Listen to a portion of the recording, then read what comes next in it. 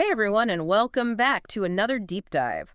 We're going to be talking about something that I know a lot of you guys are really interested in, and that is how narcissists use language to manipulate people. hmm And you guys actually sent in this article by Lucas Graham that lists like 8 phrases narcissists use.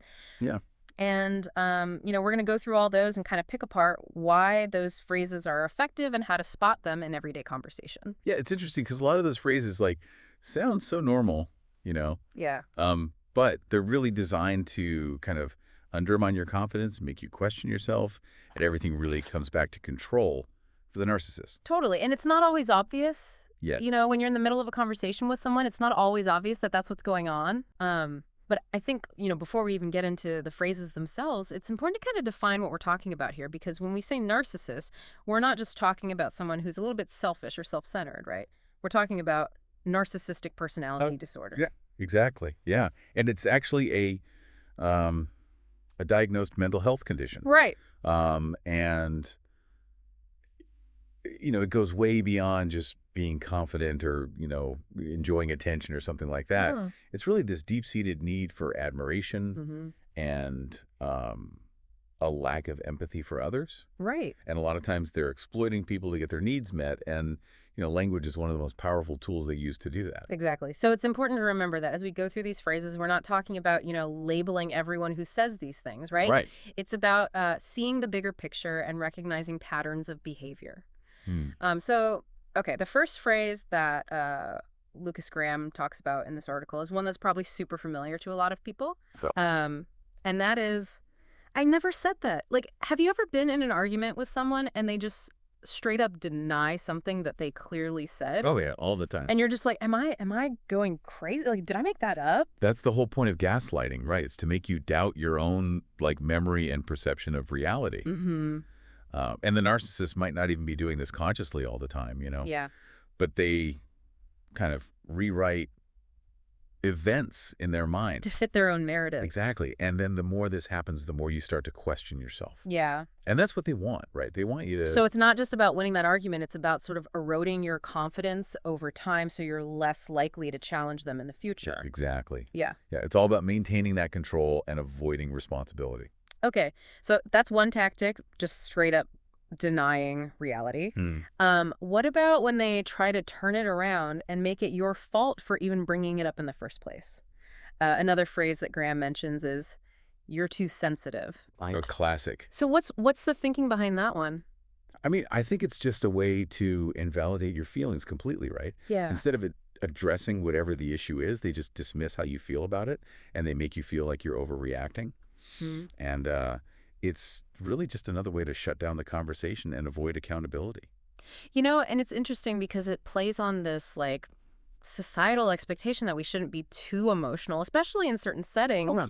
Like, we're supposed to be rational and logical all the time. So it can be really hard to kind of push back on that. Yeah. Even when we know that, like, our feelings are valid. Yeah, it's very clever because it plays on that social conditioning we all have. Yeah. But the reality is that all emotions are valid, Uh. and it's important to allow yourself to feel them, Absolutely. without judging yourself for it. So what do you do if someone says that to you? If someone says you're too sensitive, like, how do you argue with that? Well, I think the most important thing is to just stay grounded in your own experience. Mm-hmm. You can say something like, well, my feelings are valid regardless of how you perceive them, or I understand that you see it differently, but this is how it made me feel. Yeah. And it's really just about asserting your right to have your own emotional response. That's really helpful advice. All right. So we've got, denying reality, and we've got invalidating your feelings. Mm-hmm. Let's talk about this next one because it's kind of, I don't know, it's like they're trying to disguise the manipulation as something positive, and that is, I'm just being honest. Yeah. I always roll my eyes when I hear that one. It's like the honesty shield, Yeah. And honesty is great. It's a good thing. Of course. But narcissists weaponize it to justify their behavior, Yeah. so they can say something really cutting or insensitive and then just be like, oh, well, I was just being honest. Right. Like, it gives them a free pass to just say whatever they want, no matter how hurtful it is. And it's hard to argue with because technically they are being honest. Yeah. But it's more like they're just kind of like word vomiting on you, you Yeah, know? totally. Just like all of their thoughts and opinions without any regard for how it might land. Yeah, and it's a really good point because it's not necessarily just about the content of what they're saying. Yeah. It's the lack of empathy and the intention behind it. Hmm. They're not trying to have a genuine conversation or help you grow or anything. Right. They're just kind of using that honesty to assert their dominance and make themselves feel superior. So how can you tell the difference between someone being genuinely honest and someone who's just kind of using honesty as a weapon? That's a good question. Like, how do you know? Um, I think you have to pay attention to the context and their delivery. Okay. Like, are they offering constructive criticism Right. or are they just being mean? Yeah. Are they open to hearing your perspective on things or are they just shutting down any attempt at a dialogue? Because real honesty, genuine honesty comes from a place of respect Yeah. and a desire to connect with the other person. Whereas narcissistic honesty, it's all about control and putting you down. Okay, so it seems like, so far what we're seeing with these phrases is it's all about making you question yourself Yeah, and giving them the upper hand in the conversation. exactly. It's creating this power imbalance where they hold all the cards. Yeah, totally. And that brings us to another phrase that Lucas Graham points out, which is nobody else thinks that. Ooh, that's a good one. And this one I think is really effective because it plays on our very human need for like social validation. Totally. It's like if everyone else thinks differently, then maybe I'm the one who's wrong. Yeah, it can make you feel really isolated and Yeah. start to doubt your own judgment. Right. And that's exactly what they want. They want you to feel like your thoughts and feelings are somehow invalid because they don't, conform to this imaginary consensus. Yeah. But it's so important to remember that having a different perspective doesn't mean you're wrong. Yeah. In fact, having unique views and being able to think for yourself, that can be a real strength. Absolutely. So yeah, don't let them make you feel like you have to agree with them to be accepted or liked. You're allowed to have your own opinions, Yeah. even if they're not popular. I think that's a good place to maybe stop for now. Oh, okay. We've got 4 more phrases to dig into, and we'll do that in part 2. That's good. It's crazy how they can, like, twist something like honesty, Yeah, something that's supposed to be a good thing right. into a weapon, It's true, and I think that's what makes it so hard, because it sounds reasonable on the surface, Right. but there's this underlying, like, manipulative thing going on, and you don't always pick up on it right away. Totally. And that's Yeah. why this is so important, Yeah. just having the awareness of these patterns Right. can really help you kind of protect yourself and set those boundaries. Totally. Okay, so let's get back to some of these phrases. Another one that Lucas Graham mentions in his article is, you're overreacting. Oh, yeah, love that one. I feel like anytime you try to, like, tell someone how their behavior is making you feel, Yeah. that's their go-to response. Totally. It's just a way to shut down your feelings and avoid taking responsibility. Yeah. They're basically saying your emotional response is the problem, not their actions. Right. Yeah, it's like they're invalidating your experience Mm-hmm. and trying to make you feel like you're being irrational or unreasonable. Exactly. And it really sends that message that your feelings don't matter. Yeah, And that can be super damaging, totally. So what do you do if someone says that to you? Well, it can be tough, but I think the most important thing is to remember that your feelings are valid, Okay. regardless of how someone else might react in that situation. Yeah. You can say something like, I understand that you might see it differently, but this is how I feel. Just kind of owning your experience and not letting them dictate how you should or shouldn't feel. Yeah, that's a good point.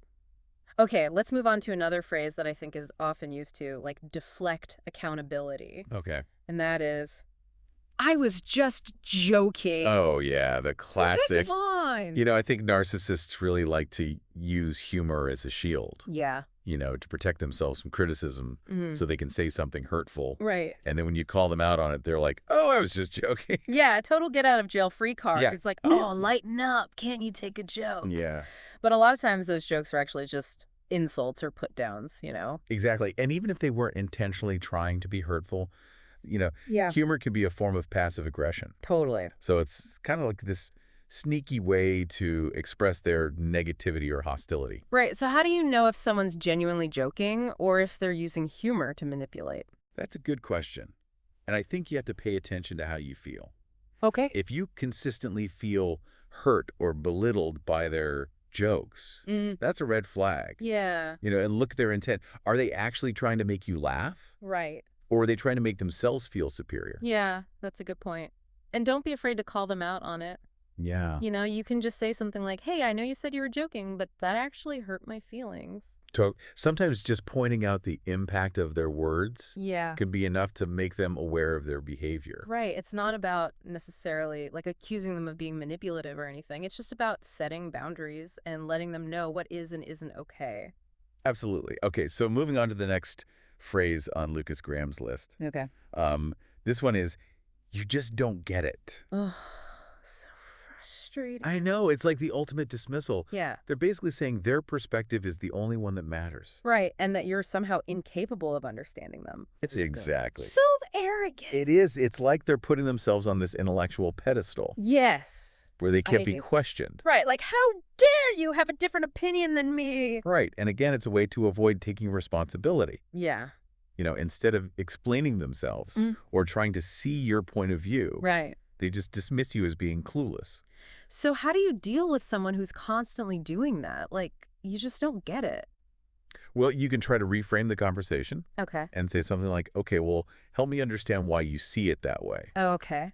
So then the focus is on them having to explain their reasoning. Right. Yeah, that's good. And if they still refuse to engage, it's probably a sign to just walk away. Totally. Okay, this last one is a doozy. All right, Amy. This is the phrase that Lucas Graham calls out as, if you really knew me.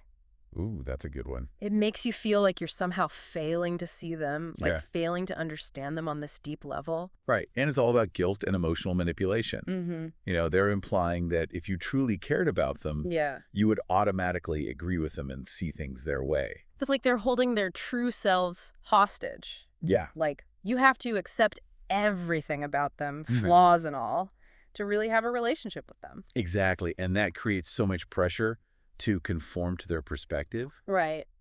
just to prove your love and loyalty.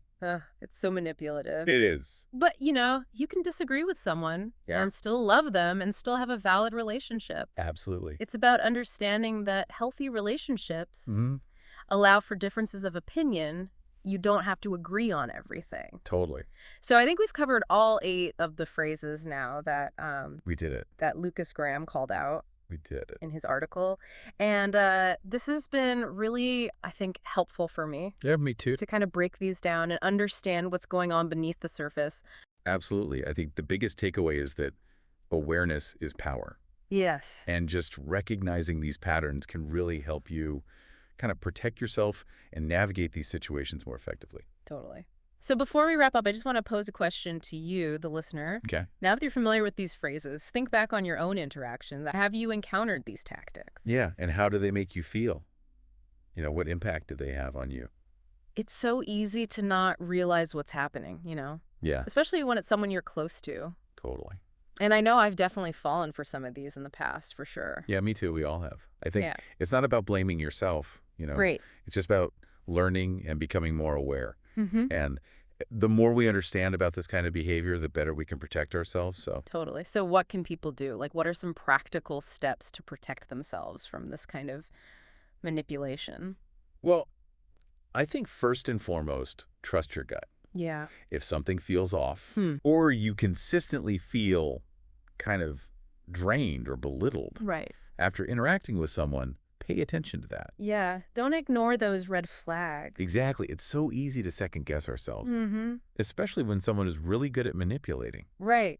But our intuition is usually trying to tell us something. Yeah. It's like a warning sign. Exactly. Okay. So trust your gut. What else?